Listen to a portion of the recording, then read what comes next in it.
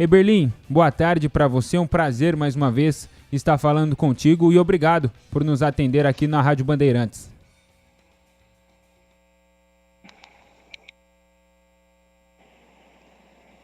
A gente vai tentar... Piscinato. Oi. É um prazer falar contigo, com os ouvintes da Rádio Bandeirante, pessoal do estúdio, principalmente o torcedor ponte-pretano, que dá massacrante audiência à Rádio Bandeirante na região metropolitana de Campinas. Eberlin, queria te começar fazendo uma pergunta a respeito da CNRD. Na sexta-feira a gente conversou aqui com a doutora Thalita, também com o doutor Espécie. Eles esclareceram os motivos do atraso dessas parcelas e também por que aconteceram esses atrasos. Mas é claro que gerou muita preocupação para a torcida ponte-pretana quando aquele torcedor mais leigo, podemos dizer assim, vê a notícia de mais um transfer ban sofrido pela Ponte Preta. E eu queria saber se você já tem um prazo, a diretoria ponte-pretana já tem um prazo para o quitamento, para o pagamento dessas dívidas, e se o torcedor ponte-pretano pode ficar tranquilo, se a Ponte Preta vai contratar na próxima janela, que abre daqui mais de 2 meses, no dia 20 de julho. Olha, Piscinato, eu vim aqui hoje na condição de diretor de futebol. Vice-presidente assume a função de presidente quando há pedido de licença, quando há falta do presidente. E isso não ocorre aqui na Ponte Preta. Eu tomei essa condição de vir nas entrevistas hoje, porque a Ponte Preta sofreu 3 gols nas últimas 2 partidas e o torcedor precisa de satisfação. Não me furtando a responder, como foi passado para você, quando na entrevista do diretor jurídico e da doutora Thalita, existia um contratempo judicial de atraso de liberação de valores para a CNRD. Já no dia de hoje, o Tribunal de Justiça ou a Justiça de Campinas já liberou os valores para serem passados tanto para o CNRD como para o PECS. Então, a partir de amanhã, creio eu, os pagamentos já começam a ser efetuados e o torcedor pode ficar tranquilo que isso não vai atrapalhar em nada as possíveis contratações na janela do meio do ano. Perfeito. Até para a gente rodar aqui, o Tigrão está com a gente, o CH também. Batista, Marco Eberlin ao vivo com a gente aqui no Esporte em Debate. Alô, Marquinho, um abraço para você, boa tarde, você tá bem? Tô bem, tô vivo aqui, tô inteiro. A saúde está em ordem? A saúde está em ordem? Mas não vou ao médico há muito tempo, acredito que sim. Vamos torcer para que esteja, me sinto bem. Esse é um péssimo comportamento, né? Não ir ao médico. Batista, eu não gosto muito de médico, não. E tenho irmão médico, tenho sobrinho médico. Mas se eu puder correr deles para não ter notícia ruim, eu corro. Ô, Marquinho, por falar em saúde, né? Tendo as dificuldades todas que amplamente são divulgadas todos os dias, a saúde financeira da Ponte. Tendo essa situação, quais são os planos e metas para este ano da Ponte na competição na Série B?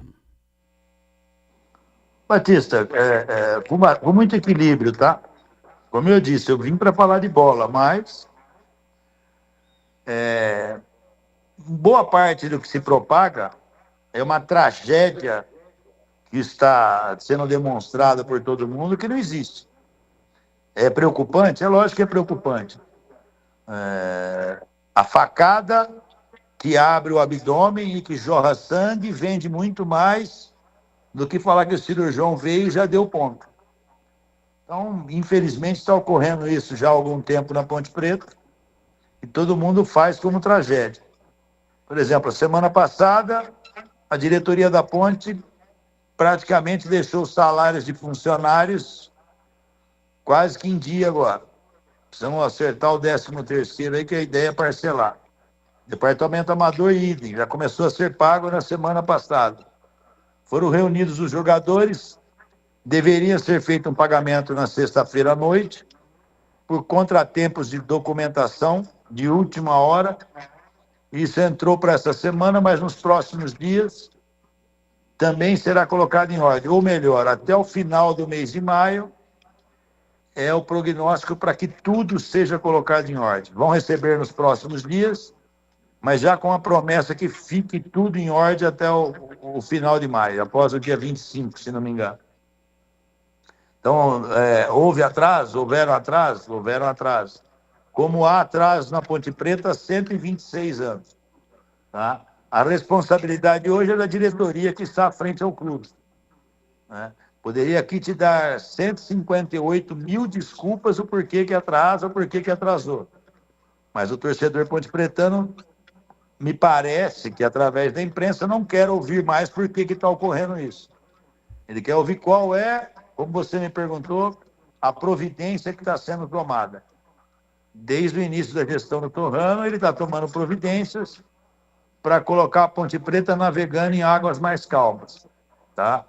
Retomando o PEPS, retomando o CNRD, conseguindo a RCE, indo buscar recursos para botar a casa em ordem. Atrapalhou muito a Ponte Preta nesse início de ano.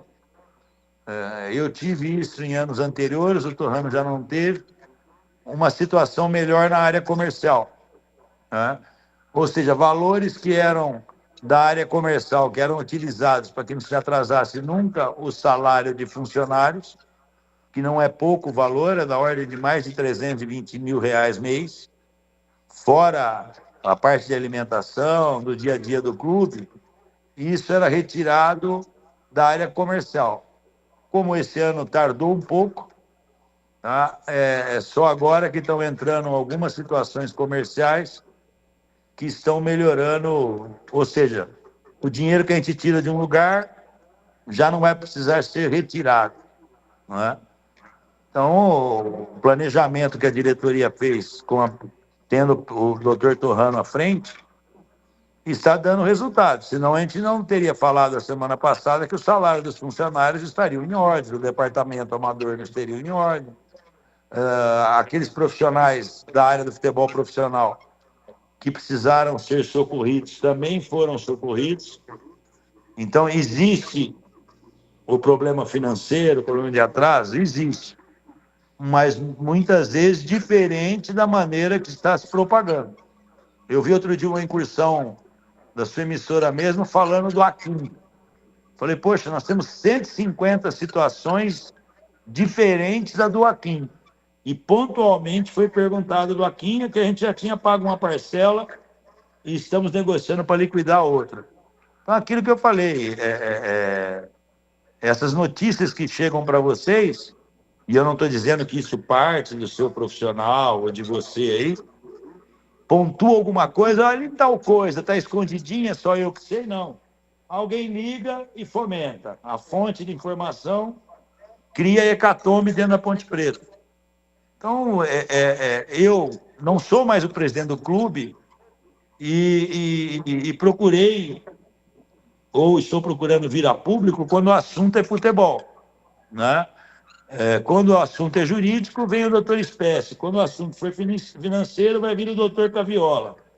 E assim por diante, que é assim que o Torrano entende que tem que se administrar o clube. Ele sempre fala que cada um no seu quadrado. Ele é um cara resiliente, equilibrado, né?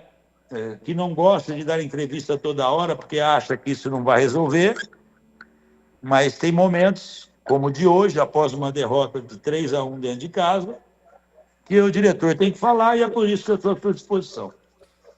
Estamos entrevistando o Marco Eberlin, ele que é vice-presidente e diretor de futebol da Ponte CH. A sua pergunta. Eberlin, boa tarde. Eu tenho uma curiosidade, eu não sei nem se você gostaria de responder, mas para mim, pelo menos, não ficou claro o desligamento do ex-diretor de marketing, o Ricardo José. Se você puder falar, o que realmente aconteceu? Boa tarde. Boa tarde. Não é que eu não fique à vontade. Esse é um cargo de confiança ligado à presidência do clube. Eu acho que quando for oportuno e o presidente estiver dando uma entrevista, ele pode falar, ou o próprio Ricardo. foi meu companheiro de diretoria, pessoalmente não tenho o que falar dele, e no momento oportuno o presidente doutor Torrano faz essa colocação para a imprensa. Valdemir Gomes, o da palavra fácil de Tigerman, o Tigrão, bruto, galopante e indomável. Alô, Tigrão, boa tarde para você. Boa tarde Batista, boa tarde aos amigos da Bandeirantes, boa tarde ao Marco Antônio Eberlin. Como, Marquinho, você hoje é um homem intimamente ligado, sempre esteve, mas hoje, inclusive, dentro daquilo que é próprio do cargo, como também diretor de futebol, acumulando a função de vice-presidente, queria falar um pouquinho contigo sobre bola rolando. Você não é o treinador, mas é o diretor de futebol. Me permite E a Ponte só um vinha minuto, antes Valdemir. Oi? Só um minuto. Vamos corrigir o Batista. Bruto e galopante é hipopótamo. O tigre é veloz, ágil, perspicaz. Não, ele não falou ataca na hipopótamo, surdina. não. Ele falou indomável. Não Mas ele falou hipopótamo. bruto e galopante. E indomável. Indomável, o tigre é mesmo. Mas vamos lá, o que interessa. Pergunte aí.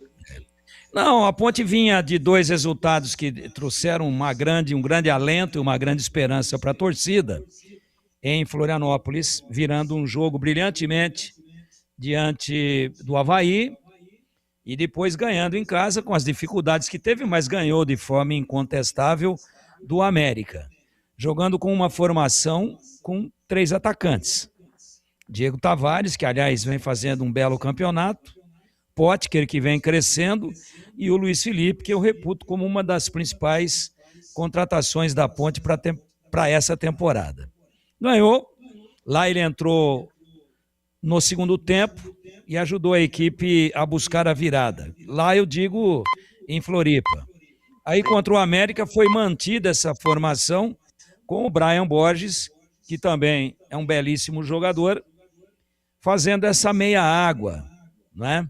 Entre uma segunda linha ofensiva pelo lado esquerdo e às vezes fazendo ali com competência um quarto homem de meio campo. 2 vitórias, a Ponte respirou, trouxe esse alento para o seu torcedor e aí vai jogar contra o São Bernardo, time difícil.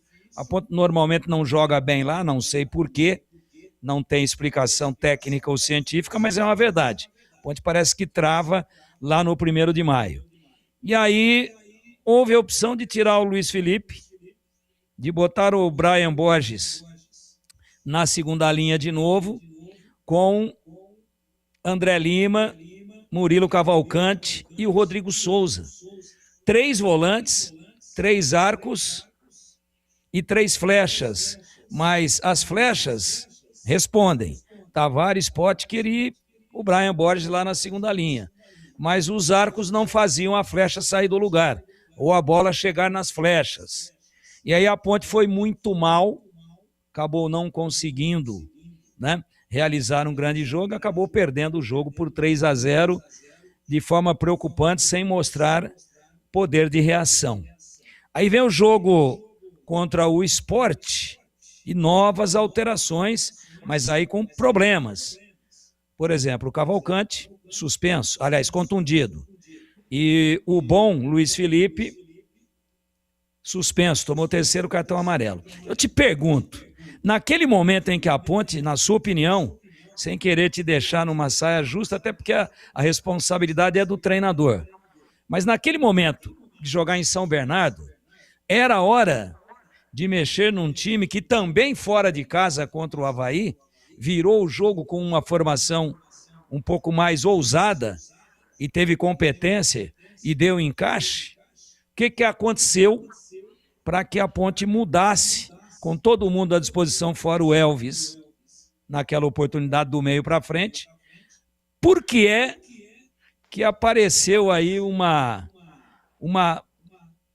decisão que nos surpreendeu a todos de jogar de uma maneira tão reativa e tão cuidadosa como aconteceu em São Bernardo? Por que é que não foi mantido o sistema que tinha dado 6 pontos para a Ponte nos últimos 2 jogos disputados anteriores ao jogo de São Bernardo? Batista, me preocupou muito o jogo de esporte, mas vamos falar do jogo de São Bernardo. Isso creio eu, tá? Porque eu também não posso esmiuçar tudo, porque senão o treinador fala, tá querendo escalar meu time. O que a gente escuta, as conversas que a gente tem internamente. Tá? Primeiro, o PH, Luiz Felipe, se levar para o futebol antigo, porque eu e você somos antigos, é o homem do arco que você está falando, é o homem que supre, ele chega com uma certa velocidade, municiando o sistema ofensivo. Né? É um jogador que teve, quando esteve no Brasil, fora, alguns problemas de contusão, de demorar, às vezes, se recuperar de uma partida a outra, e ele ainda estava, ou ainda está, buscando sempre uma condição de força, de resistência para se evitar tipos de contusão, ainda dentro do elenco. Ele optou por jogar de forma mais reativa, até porque se ele sai com a mesma formação e toma um gol, ele não tem uma outra peça com essa característica no banco de reserva, porque o Elvis não estava à disposição ainda. Tá? Acredito que seja por isso que ele tomou essa providência. Um time que se propõe a ser mais reativo, tá? Se ele é envolvido pelo adversário, um exemplo mais elucidativo para o torcedor.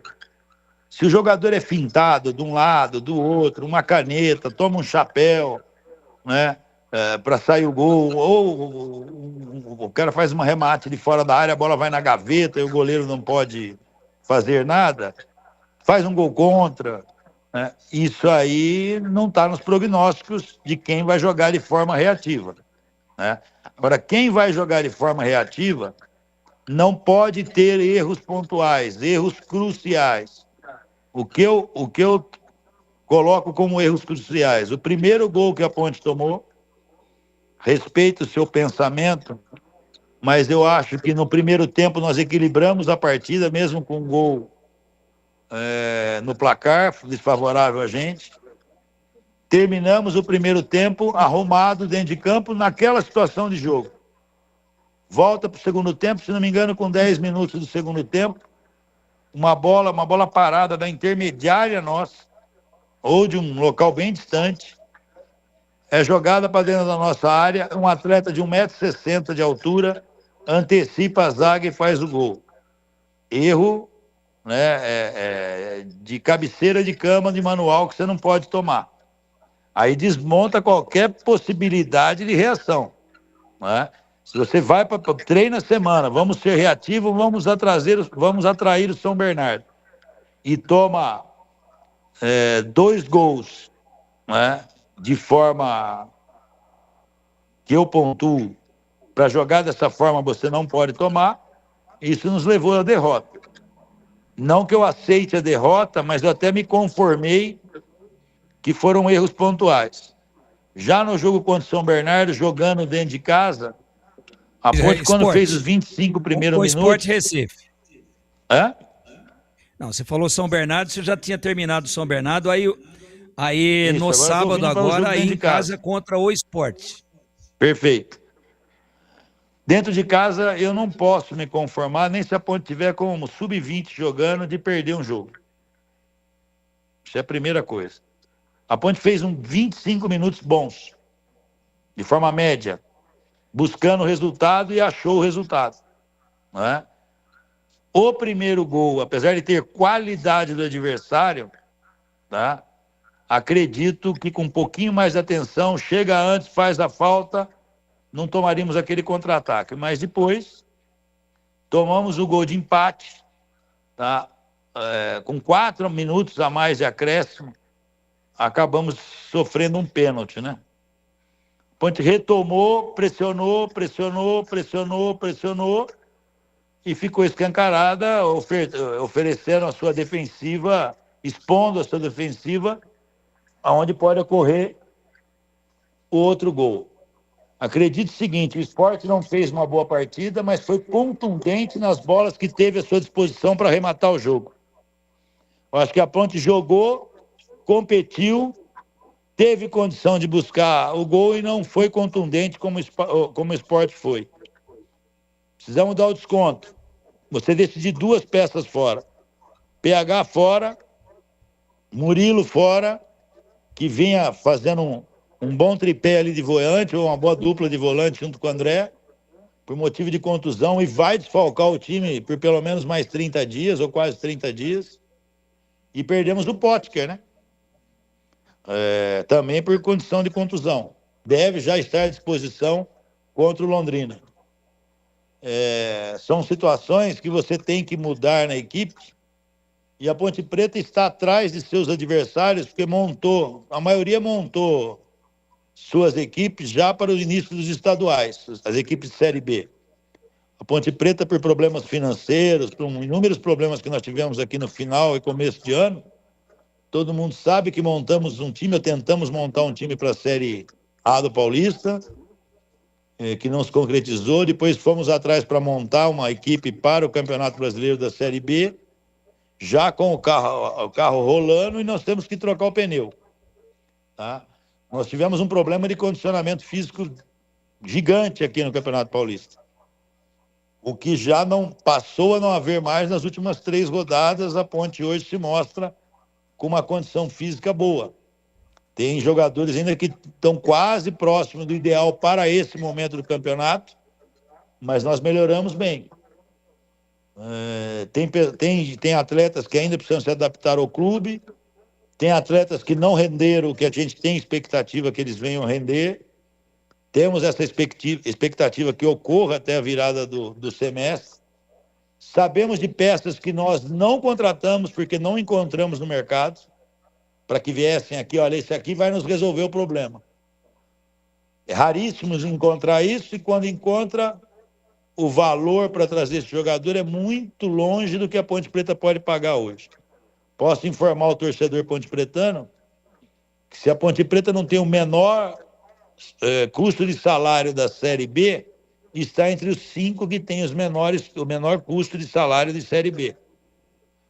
E tem jogadores que pode ser que, quando você contrata ano a ano, que não funcionem e que você tem que substituir. Então, no presente momento, e não vou falar de posição, 2 ou 3 que nós não conseguimos achar. E hoje, no decorrer, se melhorarem a performance, ficarão. Se não, a substituição de 4 ou 5 atletas para melhorar o rendimento da Ponte Preta. Um planejamento que a gente chegue na virada do turno com uma equipe na metade da tabela, ou bem próximo, entre os 10 da tabela, aí a briga passa a ser para chegar entre o 3º, 4º, 5º e 6º. Né? E não querer olhar para trás, mas também sem descuidar, né? Se o negócio tiver, eu acho que do 13º ao 10º, podemos saltar e brigar para classificar e brigar pelo acesso. Se não for, vamos brigar embaixo. E aí temos que estar aceso também para ver as peças que nós necessitamos. E ainda falando sobre essa campanha da Ponte Preta na Série B, olhando para frente, para o decorrer da competição, claro que hoje a situação da Ponte Preta é ruim na tabela, é a 18ª colocada. Se o Londrina vencer o São Bernardo amanhã, né? Pode a Ponte Preta... Há uma semana não era. Oi?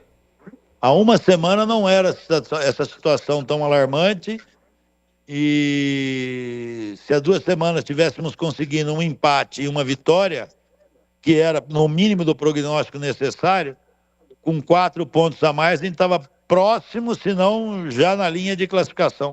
Eu concordo, mas fato é que foram 2 derrotas e hoje a Ponte está na zona de rebaixamento. Esse fato é meio genérico, né? Se for pontuar assim, é difícil. Tem time aí que vai disparar e não vai chegar. Mas você tem razão. O que interessa para você hoje, profissional de imprensa, e para o torcedor ponte-pretano, é que a Ponte Preta perdeu o jogo. Não interessa para mim, é a realidade. A Ponte Preta vem de 2 derrotas. Não. A realidade é essa, mas é que eu estou te falando que a pauta hoje de discussão, e é o normal, Piscinato, é que a Ponte perdeu o jogo. Sim, e como vocês trabalham, é claro, já de olho para a janela, que abre no dia 20 de julho, sobre o elenco, você como diretor de futebol, você já, junto com o Brigatti, com o Koyama, já está mapeando quais peças, quais posições a Ponte Preta está mais carente e como vocês veem também sobre a busca de outros times por jogadores da Ponte Preta. A gente vê o Brian, um dos destaques desse time da Ponte Preta, talvez o melhor jogador até aqui, também o Diego Tavares. Como vocês pensam, conversam com esses jogadores, claro, já buscando se blindar para não acabar perdendo atletas na próxima janela? Uma coisa que é difícil prometer. Isso sempre pode ocorrer, não é pelo momento de dificuldade de pagamento de salário. Se tivesse o salário cravado em dia, poderíamos perder jogador do mesmo jeito. Se você trabalha com jogadores, principalmente jogadores de uma faixa etária com mais de 30 anos de idade, fica difícil para nós clubes impor uma multa muito grande, não é? Até porque o jogador não vai querer, ele quer procurar um melhor momento, um melhor local. Esse momento dele está bom, mas às vezes ocorre, né? A gente vai trabalhar para que aqueles que estão tendo boa performance aqui permaneçam. Essa é a intenção do clube, né? O Diego Tavares, vocês citam hoje. Já no Campeonato Paulista, a conversa seria o que o Diego Tavares está fazendo aqui. Nós bancamos a permanência do Diego Tavares, no mau momento dele. Hoje ele vive um momento diferente, um momento bom, e estamos falando, o próprio Valdemir agora teceu elogios à pessoa do Diego Tavares. Então, no dia a dia, Piscinato, no dia a dia, a todo instante, a comissão técnica e esses dois profissionais que você citou aí, um diretor e um profissional que é o João Brigatti, tem mapeado tudo que pode surgir no mercado no presente momento, principalmente no Japão, nos Emirados, onde mais? Na Tailândia, no Vietnã, algum jogador de Série A e um pouco menos de Série B, porque aqueles jogadores de Série B que tenham produtividade suficiente para nos ajudar, muitas vezes, ou na maioria das vezes, não será liberado.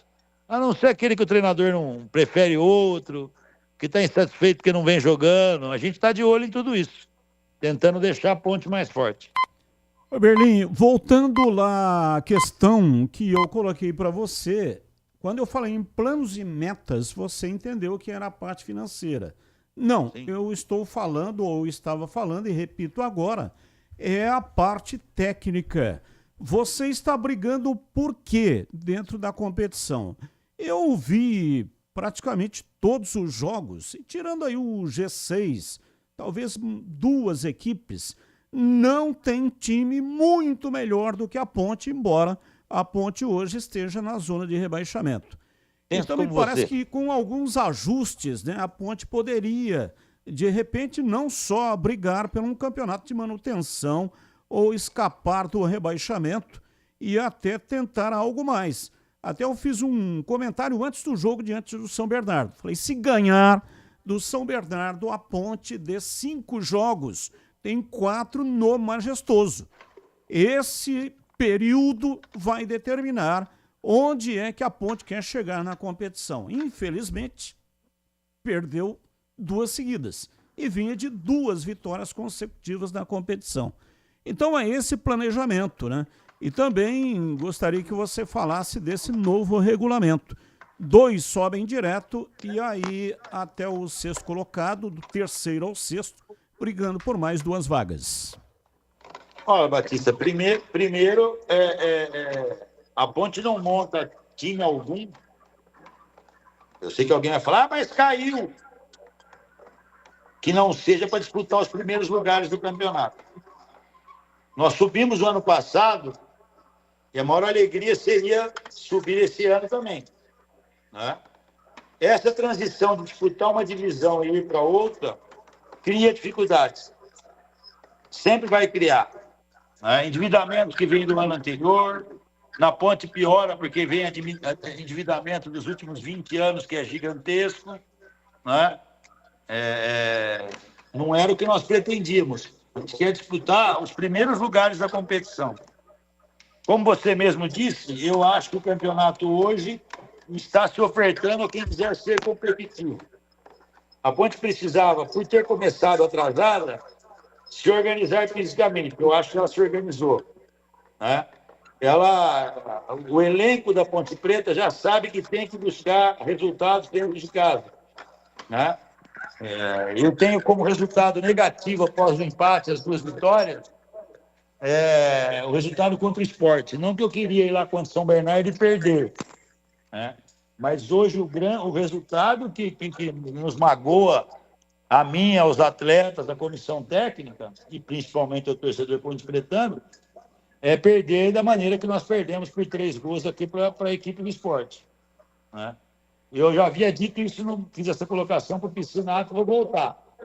Com o Valdemir também. A ideia é brigar para ficar pelo menos no meio da tabela, isso é o 10º lugar, na virada do turno. Se ficarmos, e eu acredito que vamos ficar, com certeza nós vamos brigar para classificar entre o 3º e 6º colocado.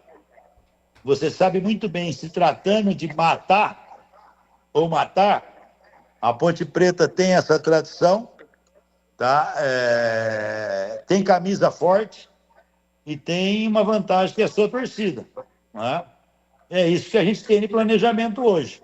Chegar o mais próximo do meio da tabela ou até suplantar esse meio da tabela para brigar em cima. Esse é o planejamento.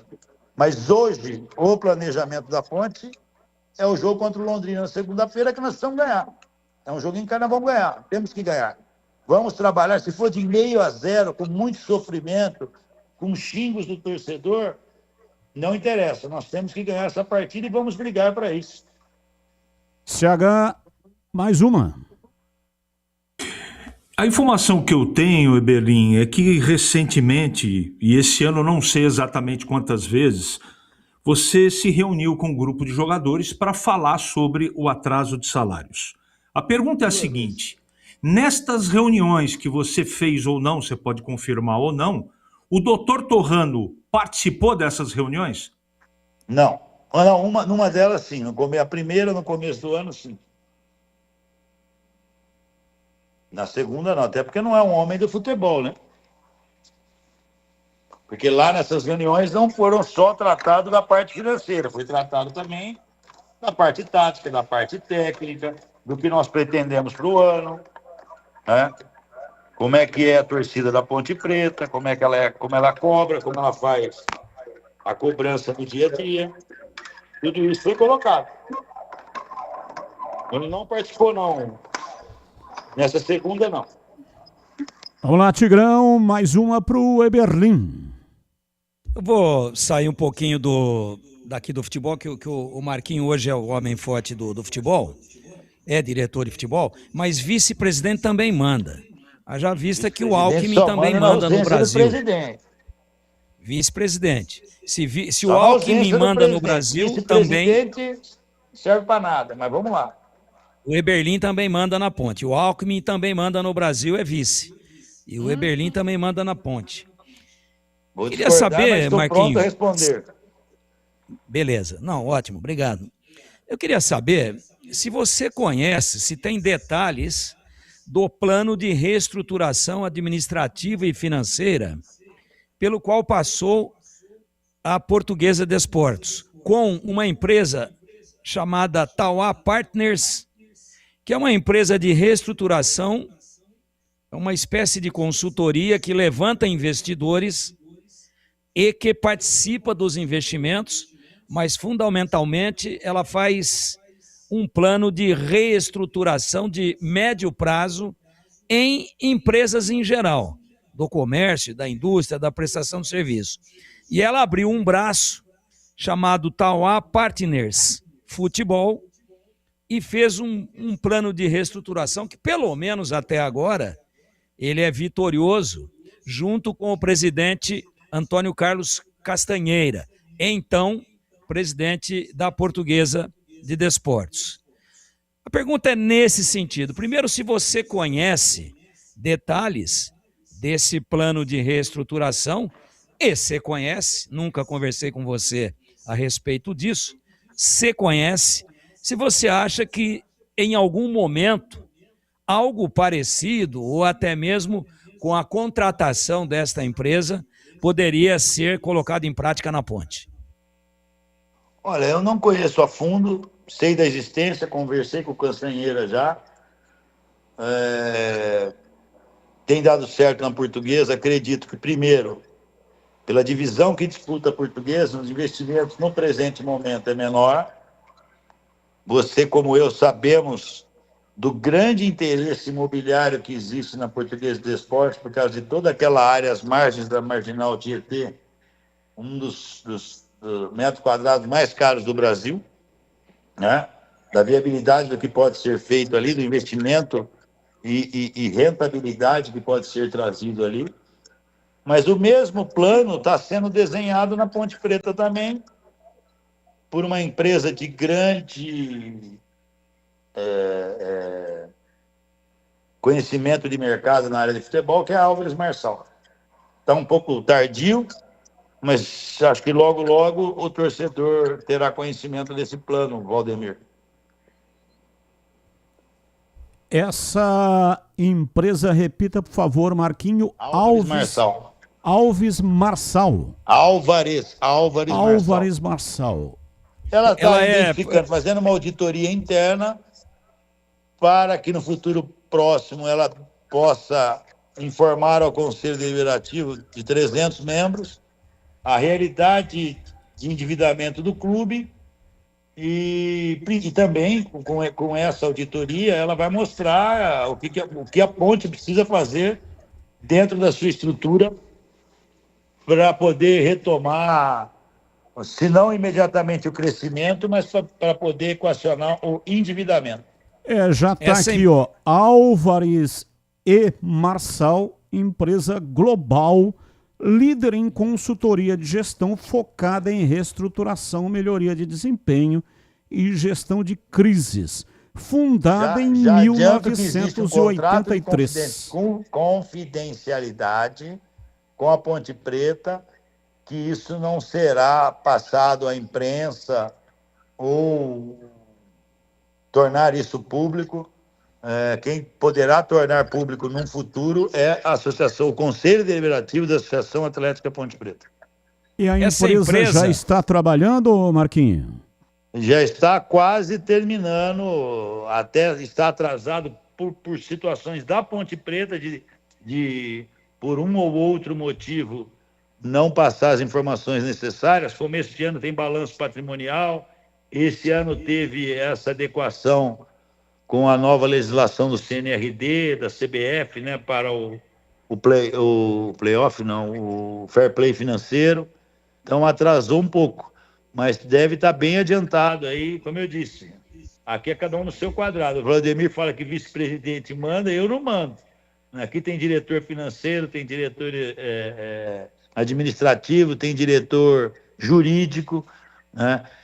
Eu fiquei nesse mandato para auxiliar o Torrano, porque ele solicitou. Você acha que, se vocês puxarem as entrevistas e o tom das minhas entrevistas ao final da temporada, mesmo antes de conseguir o título, já era de despedida, né? Mas aqui eu estou para ajudar a diretoria na área do futebol, que eu acho que eu entendo um pouco, não o necessário que a Ponte precisa, mas entendo ainda um pouco da bola rolando. Essa empresa contratada, que já está trabalhando, e essa é uma grande notícia,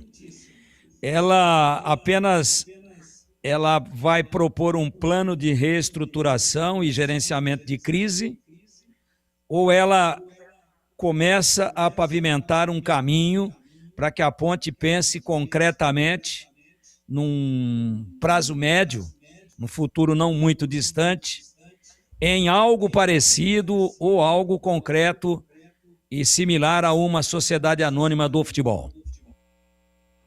Eu acho que o futebol caminha para essa situação. É diferente, e porque não é noticiado, a Ponte Preta,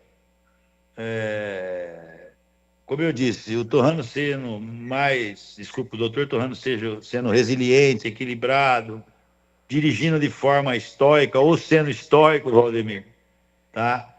Ele tem trabalhado nisso tudo, tá? Situações de SA, desde meados de 2022, a gente vem aqui e recebe. Agora, ficar fomentando isso através da imprensa, de tudo que chega aqui, que tem que ser filtrado, verificado o poder de investimento, lastro financeiro, as devidas propriedades, não, desculpe, garantias necessárias para se fazer esse tipo de empreendimento, demanda um certo tempo, né?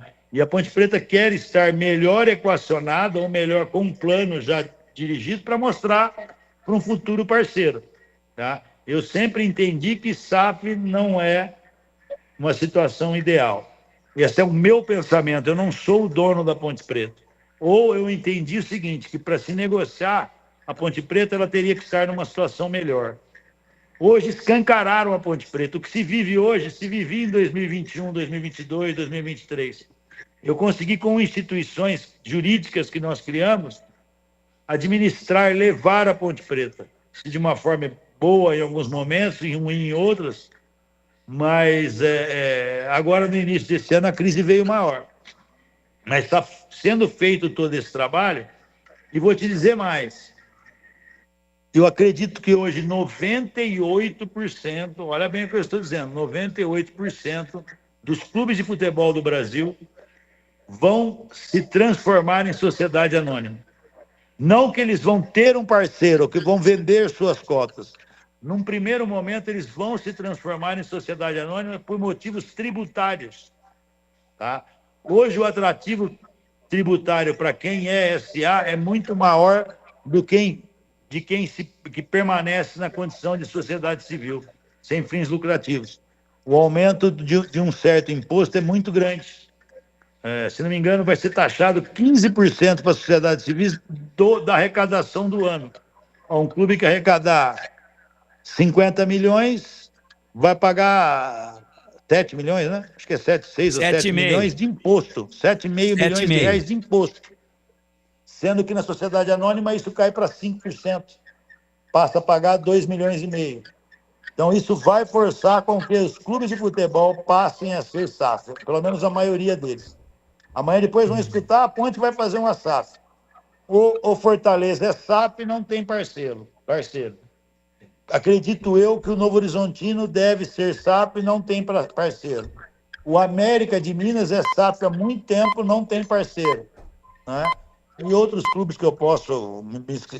Acabei esquecendo agora, mas poderia falar também, Valdemir, que já se transformaram em SAF, já prevendo isso. Mirassol, não sei se é SAF ou não. Não sei te dizer. Apesar de ser muito amigo do Juninho, nunca perguntei. Não sei se já está constituída a sociedade anônima. Porque você pode deixar constituída. No passado, foi constituído na Ponte Preta, o Valdemir e o Batista vão lembrar, a Ponte Preta S.A. Depois a Ponte Preta S.A. se tornou Ponte Preta Limitada, que veio como sócia majoritária a Partibol, que de repente, depois que eu saí daqui, como um passe de mágica, deixou de existir, né? Então, constituir uma sociedade comercial não quer dizer obrigatoriamente que, de imediato, a Ponte Preta vai ceder parte de suas cotas da sociedade comercial para investidores. Só estou alertando que, possivelmente, a maioria dos clubes vai optar pela versão de sociedade anônima de futebol, principalmente por motivos tributários. Eberlin, te agradecer aqui por mais uma vez nos atender aqui na Rádio Bandeirantes. Se você puder me permitir 1 minuto só. Claro, claro. Eu vou esclarecer aqui o seguinte. Como eu falei no começo da entrevista, não é área financeira, mas eu estou aqui, eu vou falar. Ponte Preta já deveria ter acertado na sexta, mas nos próximos dias vai liquidar boa parte dos salários, com a promessa de no final do mês a casa está em ordem. Dos atletas agora. O restante ficou colocado dentro de uma situação de 99% já de acordo, tá? Elvis, que muito se fala, Elvis fez um acordo do passado, parte foi recebida, parte ainda não, tá? Diogo fez um acordo do passado, em 4 parcelas, 2 já foram honradas e está ok, tá? Diego Tavares compareceu na semana passada para falar comigo, já fez um acordo também quanto ao seu endividamento dos valores passados, tá? Danilo Barcelos foi conversado com ele já está com a proposta na mão, deve acertar, deve estar esperando receber, ele já recebeu uma parte a semana passada, Tá esperando receber um outro combinado, creio eu, para poder também aceitar esse acordo. E nós ficamos dependendo agora do Rodrigo. Então, isso atrapalhou muito. E não estou dizendo que essas pessoas criam situação ruim dentro da Ponte. Deixar bem claro que os jogadores cobram, que os jogadores acionam os dispositivos que eles têm na sua mão para poder cobrar. Quer cobrar o diretor de futebol, quer cobrar o presidente, quer cobrar a instituição. Já acionaram o sindicato, já clamaram para vocês da imprensa, mas eles sabem que existe a intenção do clube, no mais rápido período de tempo, sanear isso. E isso vai ser saneado. Não existe corpo mole, não existe jogador correndo menos, não existe líder de motim. Hoje me perguntaram se o Potker jamais criou qualquer tipo de problema, estava ansioso demais para fazer os gols.